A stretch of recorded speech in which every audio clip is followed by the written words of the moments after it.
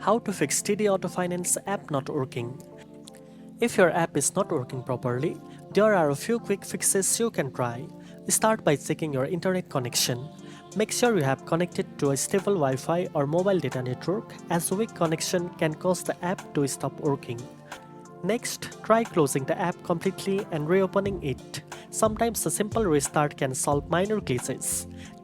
If the problem continues, go to your phone settings, then apps, and select TD Auto Finance. From there, tap on storage and choose clear cache. This will remove temporary files that may be causing the issue without affecting your personal data. If clearing the cache doesn't help, check if there's an update available for the TD Auto Finance app in the Google Play Store or Apple App Store. Updating the app to the latest version often fixes bugs and performance issues. As a last step, you can uninstall the app and reinstall it. This will give you a fresh installation and usually resolves most persistent problems.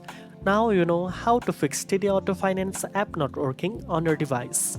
If you found this video helpful, don't forget to like, share and subscribe for more finance tips. Thanks for watching, and I'll see you in the next one.